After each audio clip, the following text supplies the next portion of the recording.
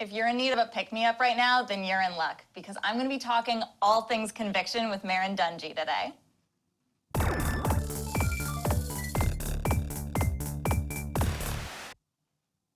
Welcome to TV Guide Live. I'm Sadie Guinness, and I am so happy to be joined by Merrin Dungey. Hi.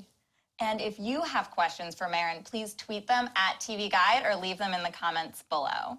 But I was actually lucky enough to get to see Monday's episode already. Awesome. And it's incredible. You do not want to miss it. Thank you. Could you set it up a little bit for fans who might not know what's coming? Well, our show, Conviction, is basically about, a conviction integrity unit, so it's our job to get the wrongly convicted out of prison. So we have to, instead of figuring out, did they do the crime, we're figuring out, did they do the crime, and if they didn't, who did? It's essentially the basic premise of the show, but then there's lots of other things in between. I play Maxine, who's a police detective from the force, and now I work with a conviction integrity unit. And this week's episode is called #StayWoke, and it's a Black Lives Matter episode that has a potentially wrongly convicted African-American woman who is accused of shooting a white police officer at a Black Lives Matter rally. So, at least for my character, there's a lot of complications because I was with the police force, but I'm also a Black woman and I have a Black son, and it's like, what side of the case am I really on? Like, it's just a coterie of complications.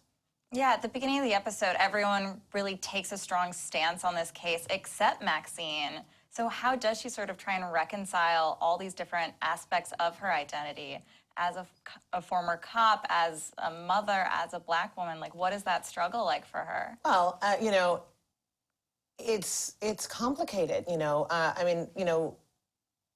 I start the episode a certain way and finish in a whole nother way. And I think that, with Maxine, it's just the facts, ma'am, just the facts in the beginning. You have a job to do and you have to stay neutral, and being a detective for so many years, I've seen all sorts of things. So, but this gets personal, easy and fast. How do you see Maxine's views towards police changing over the course of this show, the more she works with the CIU and sees all the ways that maybe they aren't as great as she thought? Well, here's the thing. It's certainly not that. And Maxine is sort of a counterbalance to, what, Sam's character as the district attorney, and then you've got Frankie, who's a former ex-con. Like, we all have our points of view. Yeah, and it's not every week that, the police screwed up again. Like, oh my God, I can't believe they lost that evidence. Sometimes it's the DNA can be, expelled because they used, Frankie will find some way to show that, well, it could have been this or it could have been that, or the, weapon wasn't ever recovered, or somebody lied. It's not, in the first episode of the series, it actually was, there was police, involvement in, kind of not releasing all the evidence, but it's not always the police's fault, so I'm sort of there to police the police. Yeah, in the first episode, she was so confident that there was no police mishandling, and now it seems like she just looks at everything with a critical eye and looks at everyone and is sort of the voice of reason on the team. I'm the voice of reason and the captain of the eye-rolling team.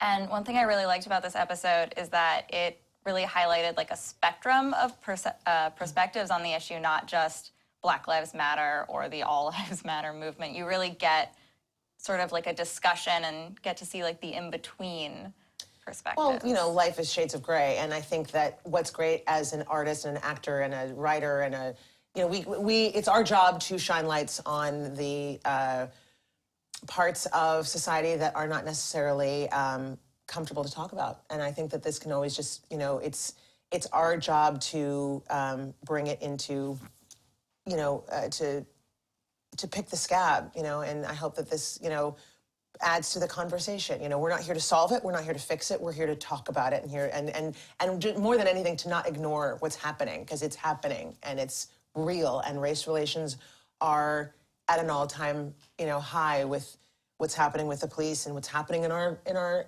country. It's things are, everyone's got a camera in their pocket and a computer, and we will not be ignored. We exist, we exist, we exist.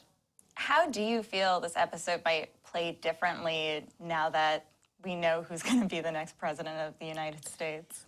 Well, I think it's just a perfect timing for us to have this episode happening right now.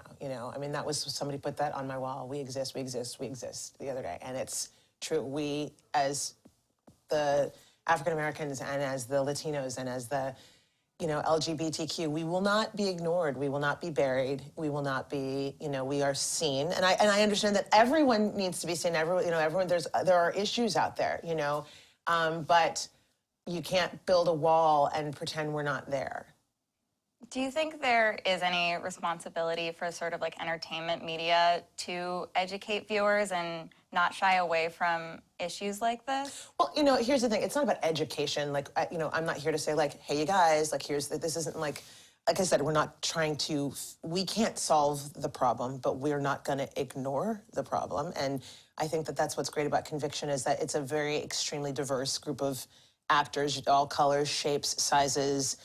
We've got a character who's an ex-con. We've got a character who's gay. We got a character, like they just, just in the other episode on Monday where Hayes, talks about her ex-girlfriend.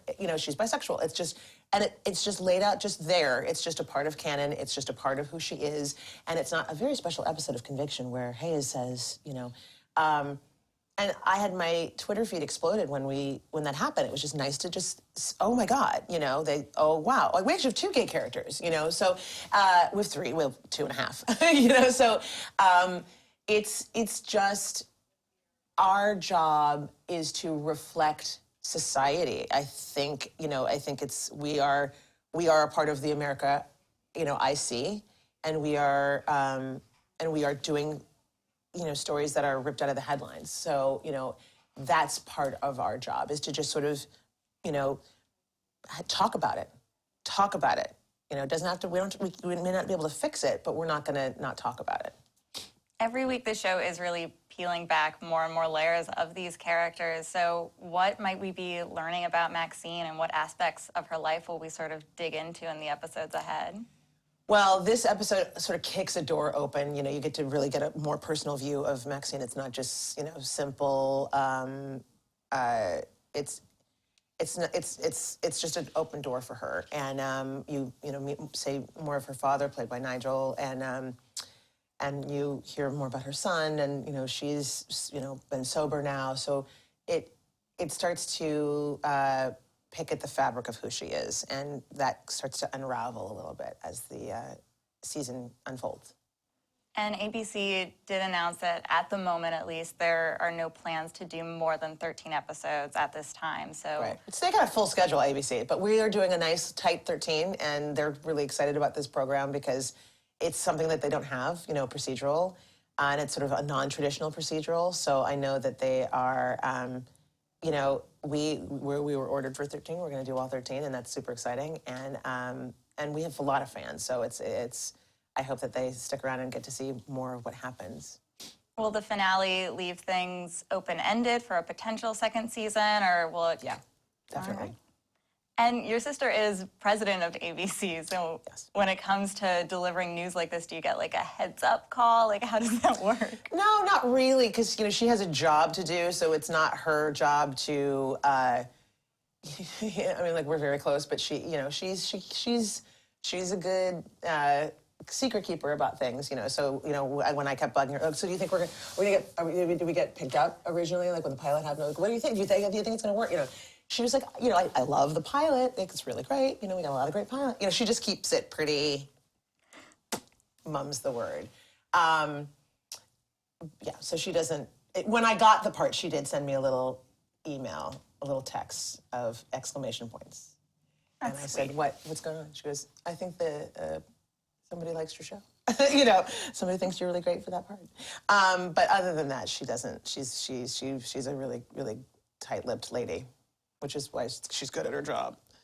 And you have another really exciting project coming up, Big Little Lies on HBO.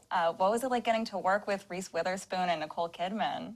This year has been a dream come true for me, with Conviction. It's as an incredible project. But like to work with that cast, they couldn't be more incredible as, women and people and actors. I mean, just to get to watch Nicole Kidman do a scene is a masterclass. And Laura Dern and Alexander Skarsgård and our director Jean-Marc Vallée, who is just a real artist. He shoots this show in the most beautiful way, and I can't wait for you. Just the trailer alone is epic. So it comes out in February. And I also play another detective. That seems to be my. I'm good in a trench coat, I think. And we have some questions from fans. Cool. So Joyce wants to know, when was the last time you ate coffee ice cream? Joyce, Merrin doesn't like coffee ice cream. For those of you who don't know, that is a great Alias throwback. Yes. And someone else wants to know, Maria, what did you do for the 15th anniversary of Alias in September?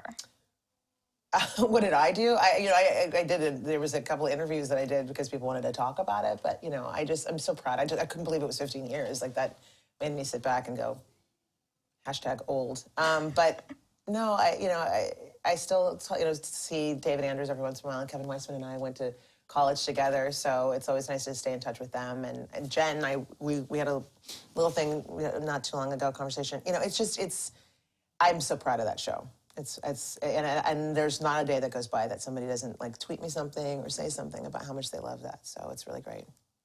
Sam on Twitter asks, would you ever want to return to Once Upon a Time? And if so, what would you like to see Ursula get up to?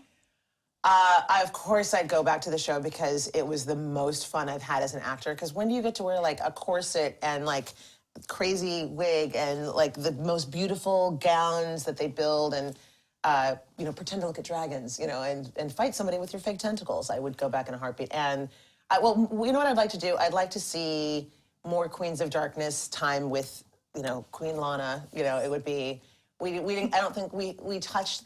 We had just one brief episode with her, but I really wish we could come back and just start some stuff, just get into it. It would be, a little, 3 or 4 episodes where we just blow stuff up, get into it.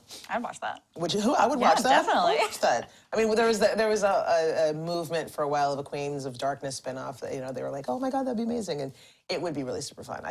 Working with all those women is just such an honor. Yeah. They're great. All right. Courtney wants to know, where do you think Deacon and Kelly from Kings of Queens are now? Oh my God, Deacon and Kelly.